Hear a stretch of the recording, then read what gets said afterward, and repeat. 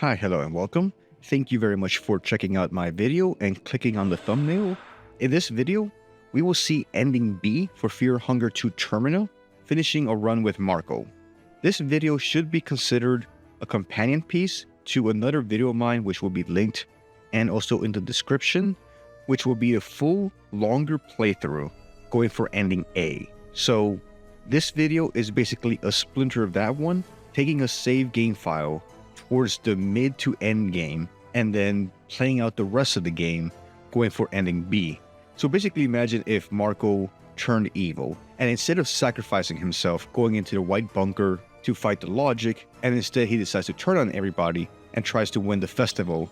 So first thing I need to do is make sure I have enough affinity with Grogoroth to be able to use the Blood Golem spell. So here I'm using the Blood Sacrifice skill to take damage but gain affinity. Having the Blood Golem will be very useful for ending B against Perkele and the Traces of Rher, since he can basically act like a sponge for damage. I should point out that you're not going up against the actual old god, since Perkele hints that he's no longer present on Earth, but rather just the traces of him, and even that is superimposing. But in order to be best prepared, I am going to want some of the skills the other participants have, and there's only one way to get them. So here, I am trying to get the weapons craft skill from Abella. I'm sorry, Abella. Since I'm going to want the best weapon, which is the bench grinder, and there's no other way of getting it except for this skill. And also, it's another way to increase affinity with Grogoroth.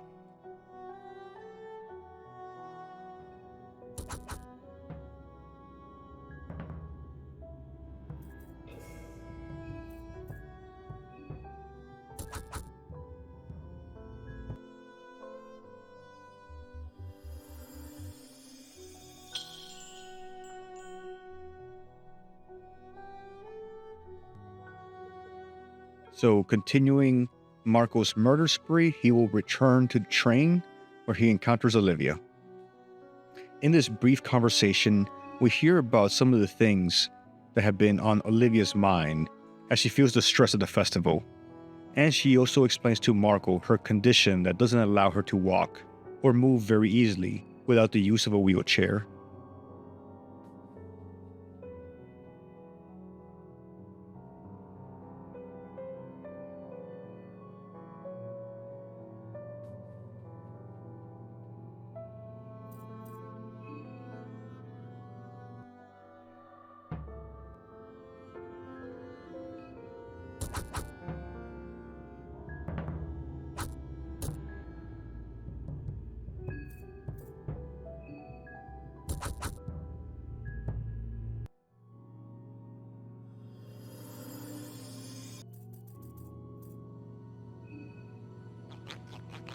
Upon reflection, I didn't actually use any of her skills during the rest of this run, so I may not have needed to have done that.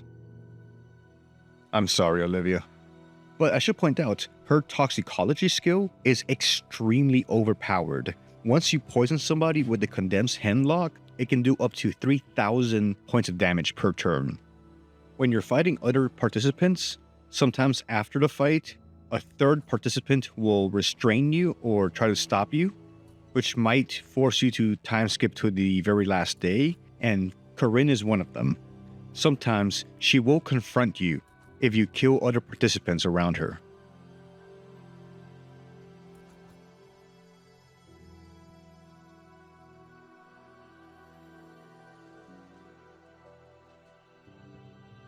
Thinking about it, I also didn't have to fight Dan. But like I was hinting at earlier, if you choose to go the ending B, join the festival battle royale route, sometimes it's just easier to clean house.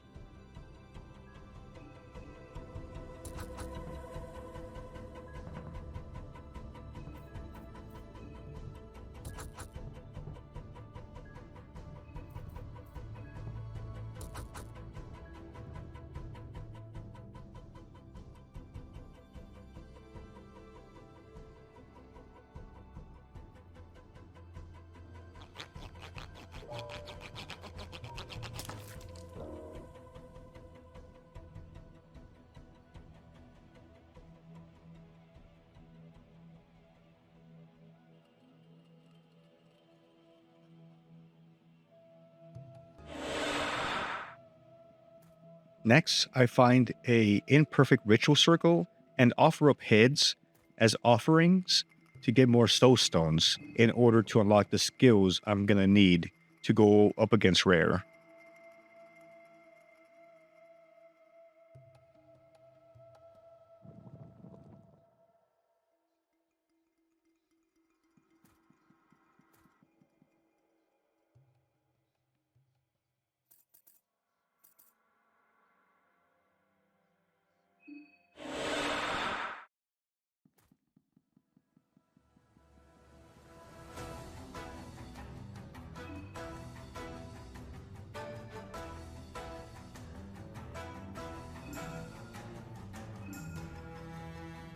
So now I can get the Blood Golem skill and get a Bella's weapon craft skill, which I'll need to craft the meat grinder out of the bench grinder.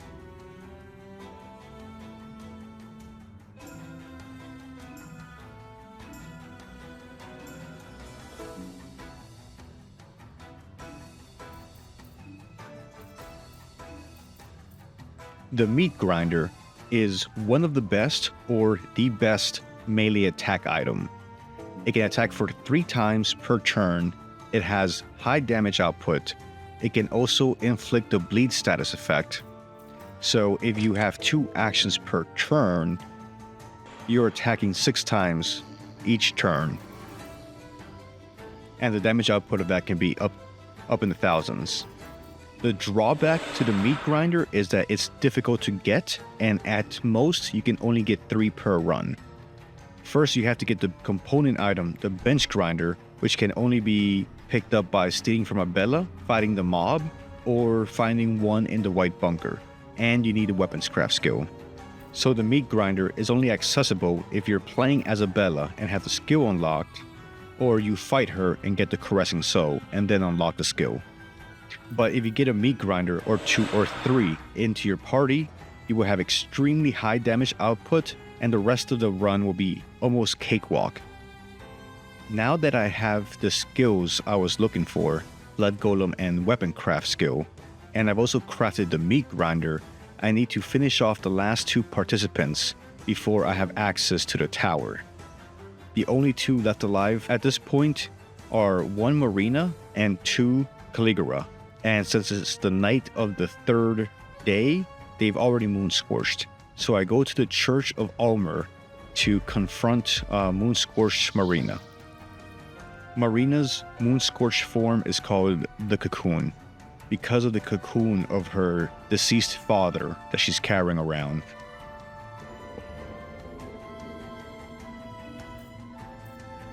Fortunately, I'm pretty well equipped at this point with a very strong weapon and decent armor, so the encounter with moon-scorched Marina is fairly straightforward.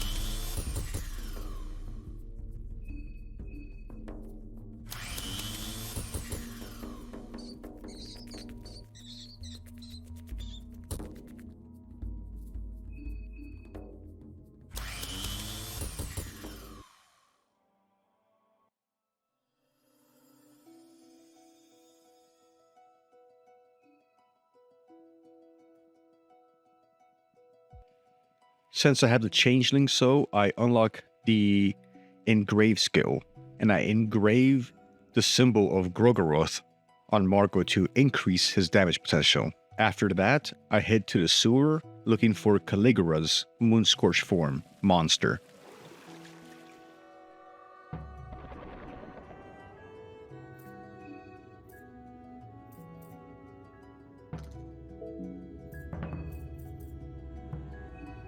Since I just want to get this fight over with quickly, I focus all damage on the torso instead of going for the limbs first, like I did with Marina's Moonscorched form. Between the direct damage of the meat grinder and the damage from the bleed status effect, the fight is over in just a few turns. And with that, the final encounter for ending B at the tower is now unlocked.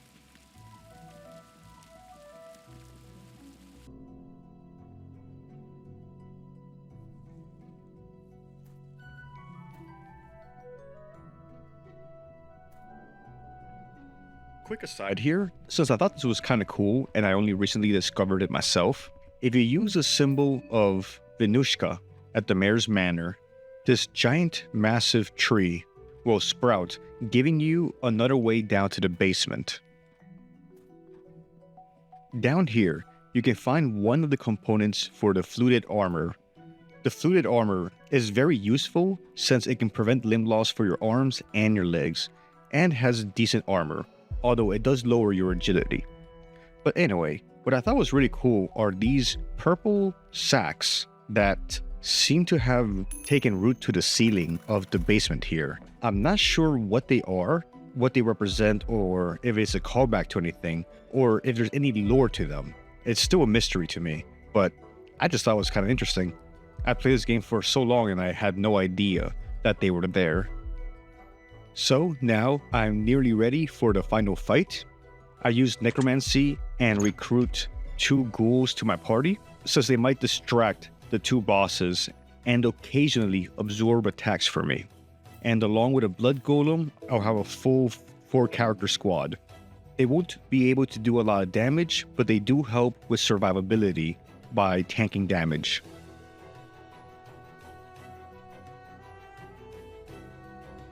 You feel energy flowing to the door from your fingertips. You feel euphoric. The door opens and Marcoh enters the tower. He finds a large elevator with a sigil of Rher in mosaic on the floor. Marcoh and his 2 ghouls take the elevator to the top, where he'll encounter Perkele.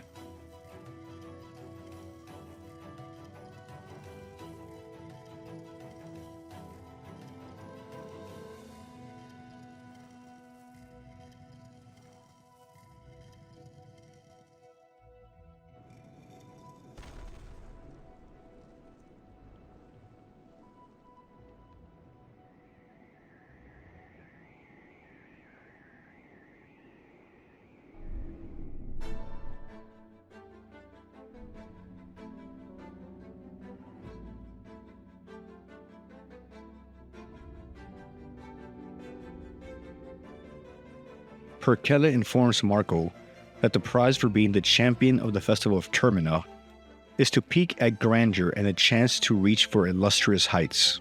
So ending B is a 2-stage boss rush, first fighting Perkele and then finally fighting the traces of Rher until he gets bored of you and leaves.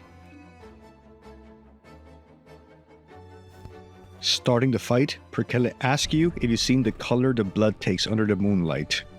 He says it's a beautiful blend of pale red, sickly green, and blue. The fight starts and I focus damage on his right wing that can cast the Lunar Meteorite spell, which hits everybody in your party. And he can use his left arm to do a feather rain attack.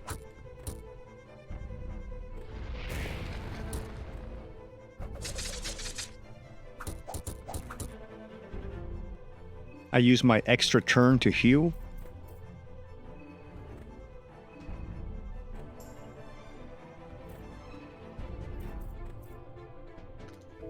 And I summon a blood golem.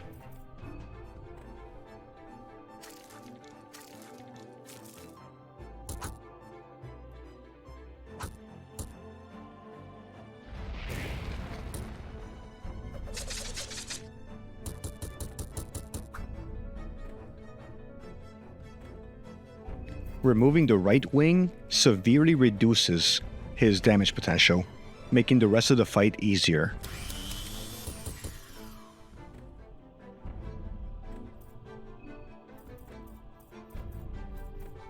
Casting Healing Whispers tops off everybody's health. I'm trying to keep them alive so they can keep absorbing damage for me.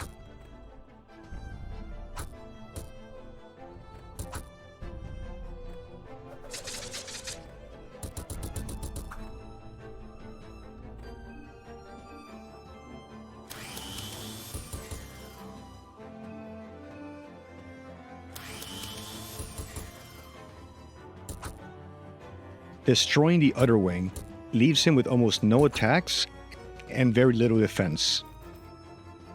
Now the rest of the fight is just concentrating damage on the torso.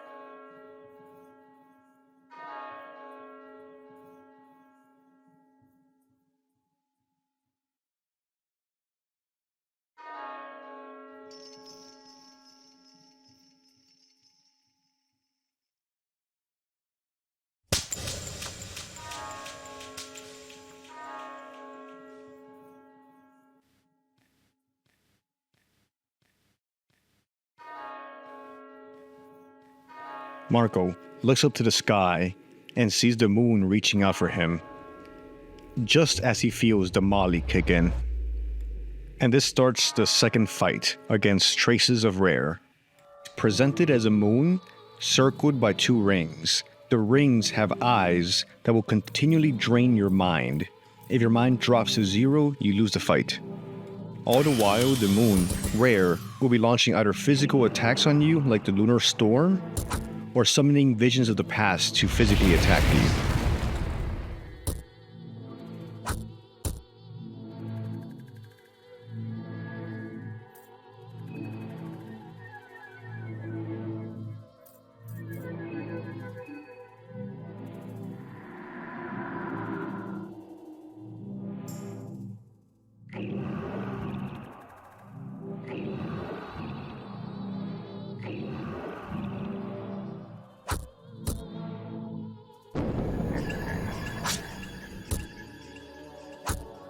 Also, a great combination with Marcoh's 2 actions per turn and high DPS is the Leechmonger Ring, since that will allow Marcoh to recover every time he does damage. And the more damage he does, the more he recovers.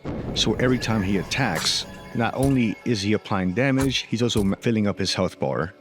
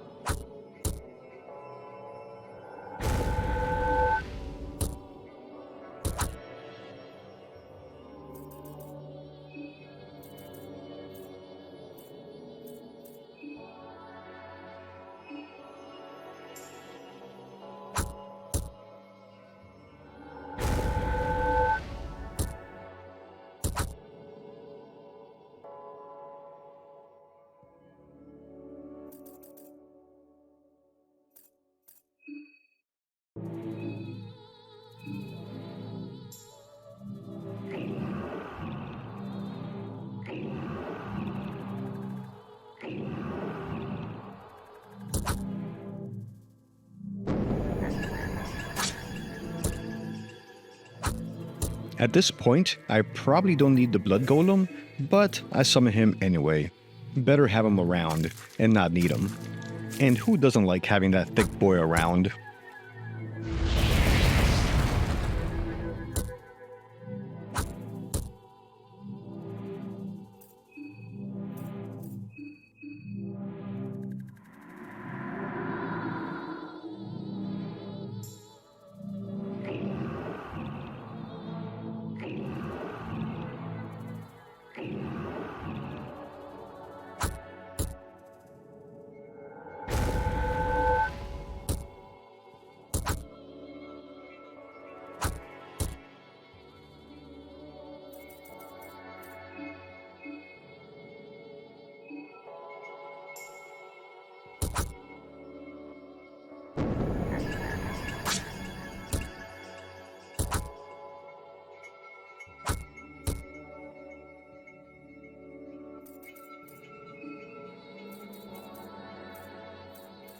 Honestly, I'm probably being too cautious in keeping the meat shield and cannon fodder alive. I could probably just end the fight by concentrating all damage on Rare, but I'm just being my usual paranoid self. Rest tight, meat shield.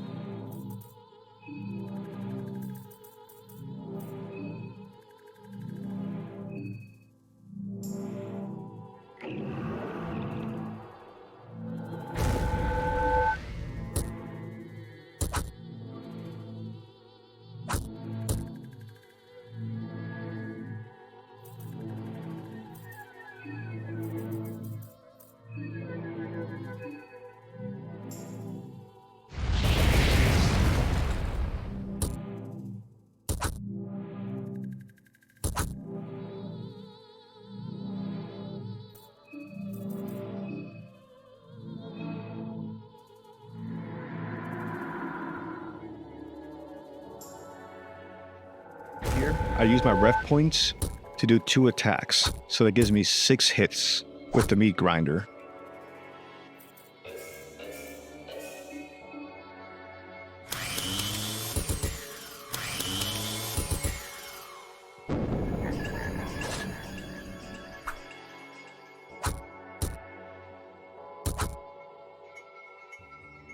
Drink some vodka to make sure I don't run out of mind.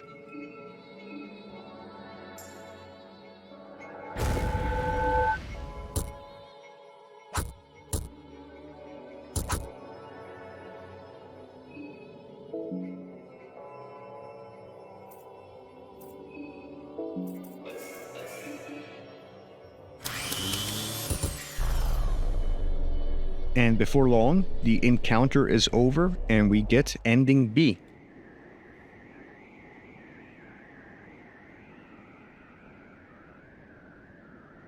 The Moon God became disinterested in you and slowly drifted away.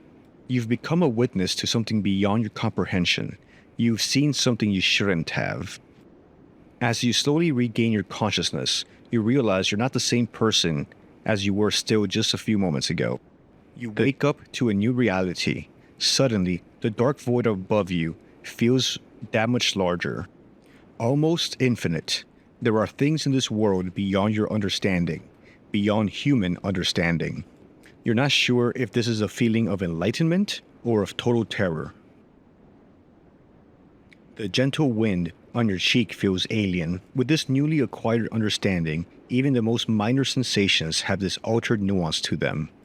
The moonlight tainted your existence.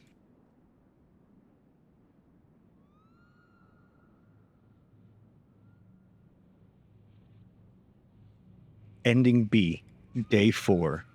As the sun rises over Perkele.